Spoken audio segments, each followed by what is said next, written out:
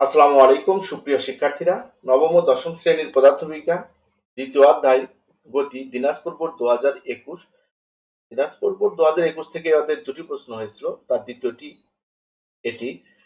এখানে দেওয়া আছে একজন ব্যাটসম্যান একটি ক্রিকেট বলকে আঘাত করায় বলটি ভূপৃষ্ঠে বাধা পেয়ে 90 কিলোমিটার পার ঘন্টা বেগে উপরের দিকে উঠে গেল। একজন ফিল্ডার পরন্ত বলটিকে ধরার জন্য 5 সেকেন্ড দৌড়ালো। তাহলে আঘাত করায় বলটি ভূপৃষ্ঠে বাধা পেয়ে, অর্থাৎ বলটা আঘাত করছে, তারপরে সে ভূপৃষ্ঠে বাধা পেয়ে 90 কিলোমিটার পার ঘন্টা বেগে উপরের দিকে উঠে গেল। আর অন্য একজন ফিল্ডার 5 সেকেন্ড দৌড়ে আসলো বলটিকে ধরার জন্য। ত্বরণ কাকে বলে? ত্বরণ হচ্ছে বেগ বৃদ্ধির হার। সময়ের সাথে কোনো বস্তুর অসম বেগের পরিবর্তনের হারকে বা বেগ বৃদ্ধির হারকে ত্বরণ বলে। সময়ের সাথে কোনো বস্তুর অসম বেগের, অর্থাৎ কখনো বেগ বেশি কম, এই অসম বেগের পরিবর্তনের হারকে ত্বরণ বলে। পরের প্রশ্ন আছে, দোলায়মান দোলনার গতি কোন ধরনের গতি? আমরা অবশ্যই দোলনা চিনি, যেটা এভাবে দুলতে থাকে। তো এই দোলনার গতি কি ধরনের গতি? তো দোলনার গতি এটি হচ্ছে সরল স্পন্দন গতি, একটি বিশেষ ধরনের পর্যায়বৃত্ত গতি। এটি কোনো পর্যায়বৃত্ত গতি, কোনো বস্তুর গতি যদি এরূপ হয় যে বস্তুটি তার পর্যায়কালে অর্ধেক সময় একদিকে এবং বাকি অর্ধেক সময় তার পূর্ব গতির বিপরীত দিকে গতিশীল থাকে, তবে বস্তুর এরূপ গতিকে সরল স্পন্দন গতি বলে। তো দোলন, প্রথম আমরা মনে করি এটা একটা দোলনা। তো এখানে ঝুলানো আছে। তো স্থির অবস্থান হতে যাত্রা শুরু করে ধীরে ধীরে গতিশীল হয়।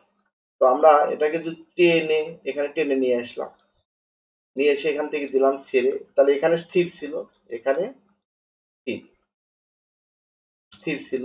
তারপরে ছেড়ে দিলে সে আস্তে আস্তে আস্তে আস্তে এখানে এসে কিন্তু গতিশীল হবে, বেশি, সবচেয়ে বেশি গতিশীল হবে। তারপরে আস্তে আস্তে আস্তে আস্তে আবারও গতি কমতে থাকবে, আবারও এখানে এসে স্থির হবে, স্থির হবে। তাহলে সবচেয়ে বেশি গতি থাকে এই যে সাম্য অবস্থানে, এখানে বেশি গতি থাকে। তো দোলনা স্থির অবস্থান থেকে যাত্রা শুরু করে ধীরে ধীরে এখান থেকে আমরা ছেড়ে দিব, ছেড়ে দিলে আস্তে আস্তে আস্তে আস্তে গতিশীল হয়ে এখানে এসে বেশি গতি হয়, আবার আস্তে আস্তে কমতে থেকে আবার স্থির হয়, আবারও হয়তো এখান থেকে আস্তে আস্তে এখানে এসে বেশি গতিশীল হয়, আবারও এখানে এসে স্থির হয়, এভাবে চলে। তো দেখো, এখন এখানে কি হয়েছে, দোলনা স্থির অবস্থান হতে যাত্রা শুরু করে ধীরে ধীরে গতিশীল হয় এবং কেন্দ্রবিন্দুতে সর্বোচ্চ গতি প্রাপ্ত হয়, আবার গতি কমতে থাকে এবং সর্বোচ্চ বিন্দুতে থেমে যায়, তারপর বিপরীত দিকে গতিশীল হয়। অর্থাৎ গতিপথে অর্ধেক সময় একদিকে চলে, বাকি অর্ধেক সময় পূর্ব গতির বিপরীত দিকে চলে, যা সরল স্পন্দন গতিকে সমর্থন করে। এই দোলনার গতি একটা সরল স্পন্দন গতি। এরপরের প্রশ্ন আছে, ক্রিকেট বলটি ভূপৃষ্ঠ হতে সর্বোচ্চ কত উচ্চতায় উঠেছিল নির্ণয় করো। অর্থাৎ ক্রিকেট বলটি ভূপৃষ্ঠ হতে কত উচ্চতায় উঠেছিল, সর্বোচ্চ উচ্চতা নির্ণয় করতে হবে, এইচ নির্ণয় করতে হবে। তো এখানে আমাদের দেওয়া আছে আদিবেগ 90, কারণ ভূপৃষ্ঠের যে বাধা পেয়ে উপরে উঠছে, বলটা এখানে ড্রপ করে উপরের দিকে ওঠা শুরু করছে, তাহলে এখানকার বেগ কিন্তু 90 বেগে উপরের দিকে উঠতেছে। এখন আমরা এখানে লিখতে পারি ইউ ইকুয়াল 90 কিলোমিটার পার ঘন্টা। তারপর এই কিলোমিটার পার ঘন্টাকে আমরা মিটার পার সেকেন্ড করব। তো এখানে আছে কিরূপ, 90 কিলোমিটার আর আছে হচ্ছে ঘন্টা, মানে 1 ঘন্টা পার ঘন্টা। তাহলে আমরা 90 কে যদি 1000 দ্বারা গুণ করি, তাহলে এটা হয়ে যাবে মিটার। আর এই ঘন্টাকে যদি আমরা 60 গুণ 60 করি, তাহলে এটা হয়ে যাবে সেকেন্ড। তাহলে এখান থেকে আমরা যা পাবো সেটা বের হবে মিটার পার সেকেন্ড। তাহলে আমরা কত মিটার পার সেকেন্ড, 90 গুণ 1000 ভাগ 60 গুণ 60, এতে হয় 25 মিটার পার সেকেন্ড। তাহলে আদিবেগ 25 মিটার পার সেকেন্ড। অভিকর্ষ ত্বরণ আমরা জানি T equal 9.8 metre per second square. এখন শেষ বেগ কি হবে? তাহলে বলটি যদি এইভাবে এখানে এসে পড়ে এখানে ড্রপ করে উপরের দিকে ওঠে, সর্বোচ্চ উচ্চতায় কতক্ষণ উপরে উঠবে? যতক্ষণ বেগ থাকবে ততক্ষণ সে উপরে উঠবে। আর বেগ যখন শূন্য হয়ে যাবে, শেষ বেগ যখন শূন্য হয়ে যাবে, আদি বেগ কত পেলাম? 25। শেষ বেগ যখন শূন্য হয়ে যাবে তখন থেমে যাবে। তাহলে সর্বোচ্চ উচ্চতায় বেগ অর্থাৎ শেষ বেগ শূন্য, আমরা এই এইচ এর মানটা বের করব। তাহলে সর্বোচ্চ উচ্চতায় বেগ শূন্য মিটার পার সেকেন্ড। তাহলে সর্বোচ্চ উচ্চতা এইচ ইকুয়াল কি, এটা আমাদের বের করতে হবে। তো আমরা জানি এখানে আছে ইউ আছে, জি আছে, ভি শেষ বেগ আছে। সূত্র দেয় V square equal U square plus 2gh।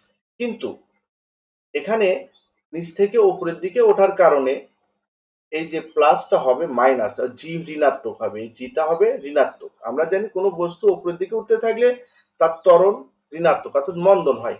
তাহলে এখানে আমাদের প্লাস না হয়ে এখানে আমরা মাইনাস দিব, জি যেহেতু ঋণাত্মক মাইনাস দিব। V square equal U square minus 2gh। আমরা জানি V square equal U square minus 2gh। তাহলে বস্তু উপরের দিকে উঠতে থাকলে জি ঋণাত্মক এবং নিচের দিকে নামতে থাকলে জি ধনাত্মক। তো এখানে আমরা এই এইচ এর মানটা বের করব। ভির মান 0 দেওয়া আছে, বসিয়ে দেই। 0 স্কোয়ার ইকুয়াল ইউ এর মান 25 স্কোয়ার মাইনাস 2 ইন্টু জি এর মান 9.8 মাইনাস 9.8, এই মাইনাস তো আমরা আগে দিয়েছি, ইন্টু এইচ। তাহলে এখানে কত হবে? 0 স্কোয়ার 25 এর উপর স্কোয়ার হলে কত হয়? 625। 25 এর উপর স্কোয়ার হলে কত? 625। এগুলো আমরা ক্যালকুলেট ছাড়াই করতে পারি। 2 এর পরে ক্রম সংখ্যা 3, 2 আর 3 গুণ করলে হবে 6 আর 5 5 25। তাহলে 6 2 5। আমরা এই সংখ্যাগুলো এভাবে বর্গ করতে পারি। অর্থাৎ 2 এর পরে ক্রমিক সংখ্যা 3, 2 আর 3 গুণ করলে 6 আর 5 এর উপর 5 5 25, 625। আর 9.8 আর 2 গুণ করলে 19.6। 19.6 কে এর পাশে মাইনাস আছে, পক্ষান্তর করলে প্লাস হবে। Plus 19.6 equal 625। আমরা এই 625 কে 19.6 দ্বারা ভাগ করব। ভাগ করলে আমাদের উচ্চতা হবে 31.89, অর্থাৎ বলটি সর্বোচ্চ এই 31.89 মিটার উচ্চতায় উঠবে। সর্বোচ্চ, এর উপরে উঠতে পারবে না, কারণ শেষ বেগ আমরা শূন্য ধরে এই উচ্চতা পেয়েছি। তাহলে প্রশ্ন আমাদের ছিল হচ্ছে ভূপৃষ্ঠ হতে সর্বোচ্চ কত উচ্চতায় উঠেছিল? আমরা নিচে লিখে দিতে পারি যে বলটি ভূপৃষ্ঠ হতে 31.89 মিটার উচ্চতায় উঠেছিল। এরপরে প্রশ্ন, ফিল্ডার বলটি ধরতে পারবে কিনা। তো ফিল্ডার বলটি ধরতে পারবে কিনা এটার জন্য আমরা বিচরণ কাল বের করব। এই যে বলটি যে উপরে উঠেছে, ওটা আবার তো নিচে নামবে।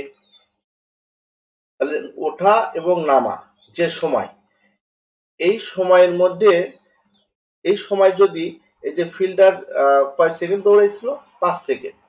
এই সময় যদি 5 সেকেন্ড থেকে কম হয় বা বেশি হয়, 5 সেকেন্ড সরি কম হয়, কম হলে ধরতে পারবে না। তাহলে বলটি তো আগেই পড়ে যাবে। সে তো দৌড়াইছে 5 সেকেন্ড, আর ধরলাম এটা যদি 4 সেকেন্ডে যদি মাটিতে পড়ে যায় তাহলে তো আর ধরতে পারবে না। আর যদি এটার বিচরণ কাল অর্থাৎ উপরে যাওয়া এবং আসার সময় যদি 5 সেকেন্ড থেকে বেশি হয়, তাহলে সে বলটি ধরতে পারবে বা ধরার সম্ভাবনা আছে। তো এখানে বেগ কত আমরা বের করলাম? 25 মিটার পার সেকেন্ড, অর্থাৎ 90 কিলোমিটার পার ঘন্টা ছিল। এই কিলোমিটার পার ঘন্টাকে আমরা মিটার পার সেকেন্ড করে নিয়েছি। অর্থাৎ 90 কে 8000 দ্বারা গুণ করলে মিটার হয়, আর 60 গুণ 60 3600, এটা সেকেন্ড হয়। ভাগ করলে 25 মিটার পার সেকেন্ড পাই আদিবে। আর বলটি উপরে গিয়ে আবার নিচে আসবে, অর্থাৎ শেষ বেগ আবারও শূন্য হবে। আচ্ছা, আমরা শুধু আমরা আগে উড্ডয়ন কাল বের করি, উপরে যাওয়ার সময় বের করি। উপরে যাওয়ার সময় বের করি, এই টি বের করি আগে। কারণ উপরে যাওয়ার সময় এবং নিচে আসার সময় সমান থাকে। পরে আমরা বিচরণকাল টি ইকুয়াল টু টি করে দেব। তো এখানে অভিকর্ষ ত্বরণ G equal 9.8 metre per second square. তাহলে সর্বোচ্চ উচ্চতায় ওঠার সময়, শুধু উপরের দিকে ওঠার সময়, বলটি উপরের দিকে ওঠার সময় এটা বের করব, পরে সেটা আমরা বিচরণকাল বের করব। তো এখানে আমরা শেষ বেগ, এখানে তো শেষ বেগ আমরা শূন্য, এখানেও শেষ বেগ কিন্তু শূন্য, এই উপরেও শেষ বেগ শূন্য, আদি বেগ 25 আর জি আছে মাইনাস জি। তাহলে জি যদি ঋণাত্মক হয়, এখানে আমরা শেষ বেগের একটা সূত্র জানি, V equal U minus GT. আর এখানে উপরে ওঠার ক্ষেত্রে শেষ বেগ কিন্তু শূন্য, তার মানে zero equal U minus GT. তাহলে এই মাইনাস জিটি কে আমরা যদি এর পাশে পক্ষান্তর করি হবে প্লাস জিটি ইকুয়াল ইউ। তাহলে টি ইকুয়াল ইউ ভাগ জি।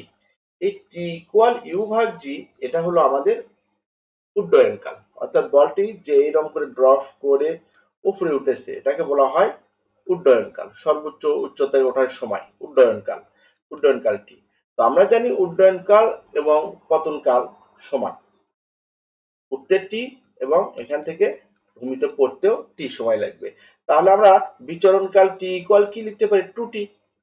টি এর মান ইউ ভাগ জি, ইউ এর মান 25, জি এর মান 9.8।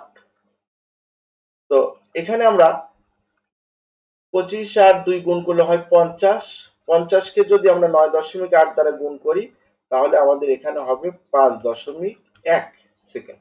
তার মানে বলটি বিচরণকাল অর্থাৎ শূন্যে থাকবে, যাওয়া এবং আসা শূন্যে থাকবে 5.1 সেকেন্ড। আর বলটি ধরার জন্য ফিল্ডার দৌড়াবে 5 সেকেন্ড, 5 সেকেন্ড। তাহলে ফিল্ডার, যেহেতু বলটি বেশি সময় শূন্যে থাকবে, ফিল্ডার অল্প সময়ে বলের কাছে পৌঁছাতে পারবে, অর্থাৎ 5.1 যেহেতু 5 থেকে বড়, তাই বলটি ভূমিতে পড়ে যাওয়ার পূর্বেই ফিল্ডার পৌঁছে যাবে আর ফিল্ডার বলটি ধরতে পারবে বা ধরার সম্ভাবনা আছে।